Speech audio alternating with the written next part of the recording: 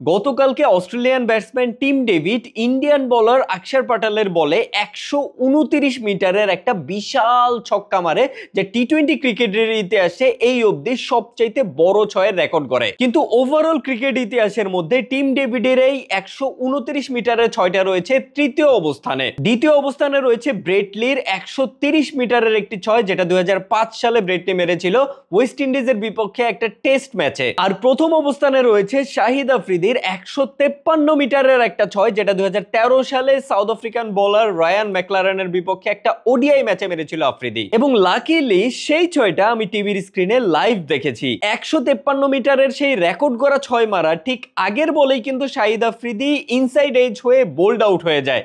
মানে bold out হলে তার পরের বলে ছয় কিভাবে মারলো? আউট হয়ে যাবার পর আফ্রিদি কিন্তু প্যাভিলিয়নের রাস্তা ধরে চলেও গিয়েছিল, বাট থার্ড আম্পায়ার চেক করে দেখতে পায় আফ্রিদি যেই বলে বোল্ড আউট হয় সেই বলটা ছিল ওভার দ্য স্টেপ, মানে নো বল। যার কারণে তিনি আফ্রিদিকে আবারও ক্রিজে ফিরিয়ে আনেন এবং আফ্রিদি পেয়ে যায় একটা লাইফ, সাথে একটা ফ্রি হিট। একে তো আগের বলেই বোল্ড হওয়ার ক্ষোভ, সাথে ফ্রি হিট, তার উপরে আফ্রিদির মনস্টারের মতো মাসল পাওয়ার, সাথে নিখুঁত টাইমিং এবং বলটাও লেগেছিল আফ্রিদির ব্যাটের ঠিক মিডলে। অ্যান্ড দেন 153 মিটারের একটা বিশাল ছক্কা, যা ক্রিকেট ইতিহাসে এমন এক রেকর্ড তৈরি করে যেই রেকর্ডের ধারে কাছেও কেউ কখনো যেতে পারবে কিনা সন্দেহ রয়েছে। ভাঙা তো অসম্ভব।